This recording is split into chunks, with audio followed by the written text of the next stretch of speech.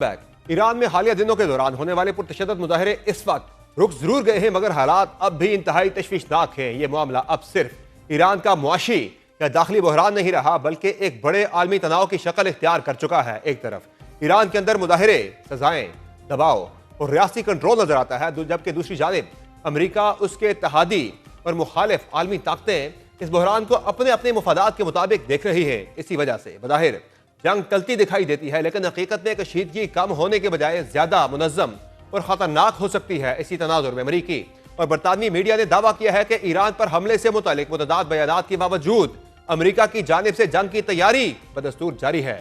امریکی اخبار وال اسٹریٹ جرنل کا کہنا ہے کہ امریکہ ایران پر ممکنہ حملے کی تیاری کر رہا ہے۔ رپورٹ کے مطابق امریکی حکام نے صدر ڈونلڈ ٹرمپ کو ایران پر بڑے حملے سے خبردار کرتے ہوئے کہا کہ حملے سے ایرانی حکومت کو نقصان نہیں ہوگا۔ امریکی عہدیدار کے مطابق ایران پر حملے سے خطے میں وسیع جنگ کا خطرہ ہے۔ محدود حملے مظاہرین کا حوصلہ بڑھا سکتے ہیں، مگر جبر نہیں رکے گا۔ برطانوی اخبار کے مطابق امریکی حکام نے صدر کو خبردار کیا کہ محدود فوجی آپشنز اور عملی صلاحیتوں کے باعث امریکی فوج اس وقت ایران پر حملے کے لیے تیار نہیں۔ دوسری جانب وائٹ ہاؤس کی جانب سے بھی ایسے اشارے ملے ہیں کہ امریکی صدر نے ایران کے خلاف کارروائی کو مکمل طور پر رد نہیں کیا۔ وائٹ ہاؤس کی ترجمان کیرولائن لیوٹ کے مطابق صدر ٹرمپ نے ایران سے متعلق تمام آپشنز کھلے رکھے ہیں۔ اگر یہ دیکھا جائے کہ صدر ٹرمپ نے ایران پر حملے کے معاملے میں یو ٹرن کیوں لیا، تو اس حوالے سے سی این این نے ایک تفصیلی رپورٹ شائع کی ہے۔ منگل کی شب وائٹ ہاؤس کی سچویشن روم میں ایران پر حملے کے ممکنہ آپشنز پر ایک طویل اجلاس ہوا، جس کے بعد صدر ٹرمپ کے کئی اعلیٰ قومی سلامتی حکام اس نتیجے پر پہنچے کہ فوجی کارروائی کا فیصلہ قریب ہے۔ اجلاس سے واقف ایک شخص کے مطابق صدر ٹرمپ ایران سے سامنے آنے والی ویڈیوز دیکھ کر خاصے متاثر ہوئے تھے، جن میں ماضی کی پھانسیاں اور ہولناک مناظر دکھائے گئے تھے، اور یہ خدشہ ظاہر کیا گیا تھا کہ حکومت کی جانب سے مظاہرین کے خلاف جاری بے رحمانہ کریک ڈاؤن کے دوران ایسے مناظر دوبارہ دیکھنے میں آ سکتے ہیں۔ سی این این کے مطابق صدر ٹرمپ کو 26 سالہ احتجاجی رہنما عرفان سلطانی کی منصوبہ بند پھانسی کے بارے میں بھی بریفنگ دی گئی، جو ابتدائی طور پر 14 جنوری کو ہونا تھی۔ اس اطلاع پر صدر شدید پریشان ہو گئے، تاہم اجلاس کے دوران کوئی حتمی فیصلہ نہیں کیا گیا اور ٹرمپ نے مختلف آپشنز پر غور جاری رکھنے کا اندیا دیا۔ بدھ کی صبح جب ٹرمپ نے ایرانی عوام کی سڑکوں پر نکلنے کی حوصلہ افزائی کی اور کہا کہ مدد آ رہی ہے، تو یہ تاثر مزید مضبوط ہو گیا کہ وہ محدود فوجی کارروائی کے قریب پہنچ چکے ہیں۔ لیکن اگلے ہی دن صدر ٹرمپ نے اچانک یہ اعلان کیا کہ دوسری جانب سے انتہائی اہم ذرائع نے انہیں بتایا کہ قتل و غارت رک گئی ہے، جس سے فوری کارروائی کا تاثر کمزور پڑ گیا۔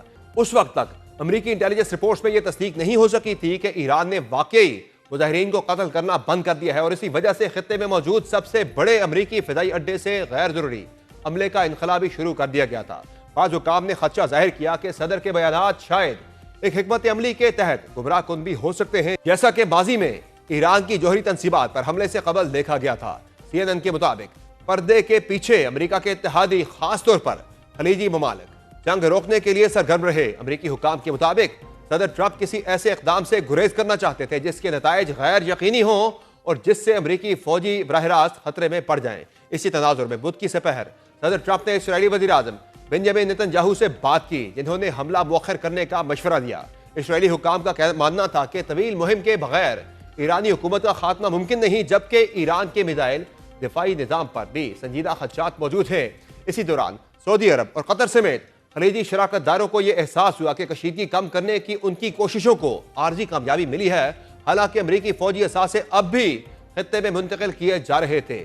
ٹرمپ انتظامیہ نے ان ممالک کو بتایا کہ اصل مقصد صرف یہ ہے کہ ایران مظاہرین کی ہلاکتیں بند کرے، اور صدر کسی واضح عملی اشارے کے منتظر ہیں۔ امریکی حکام نے ان غیر ملکی شراکت داروں سے قریبی رابطہ برقرار رکھا ہوا تھا، جو ایران کے ساتھ ثالث کا کردار ادا کر رہے ہیں، اور انہیں پہلے سے آگاہ کیا تھا کہ امریکی فوجی طیاروں کی نقل و حرکت ایک سنجیدہ فوجی خطرے کا پیغام دینے کے لیے کی جا رہی ہے۔ بالآخر ایران کی جانب سے عرفان سلطانی کی پھانسی مؤخر کرنے کے اعلان کو وہ اشارہ سمجھا گیا جس کے بعد صدر ٹرمپ نے سوشل میڈیا پر اسے اچھی خبر قرار دیا۔ اس کے باوجود امریکی حکام آئندہ ممکنہ فوجی کارروائی کو خارج از امکان قرار نہیں دے رہے، اور اسی لیے فوجی تیاریوں بشمول اثاثوں کی نقل و حرکت کو جاری رکھے ہوئے ہیں، تاکہ صدر کے پاس یہ آپشن موجود رہے۔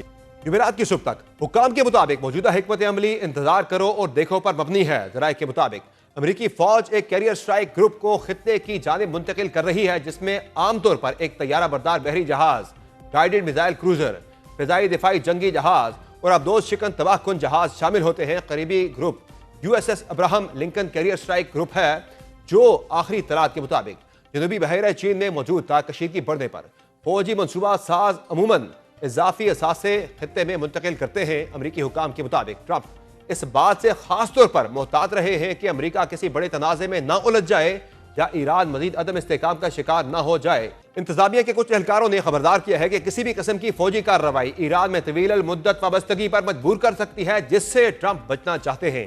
ایران کی جانب سے ممکنہ جوابی کارروائی پر خدشات بھی انتظامیہ کے فیصلوں میں شامل رہے ہیں۔ آج کے شو میں اتنا ہی، اجازت دیجیے، اللہ نے کے بعد۔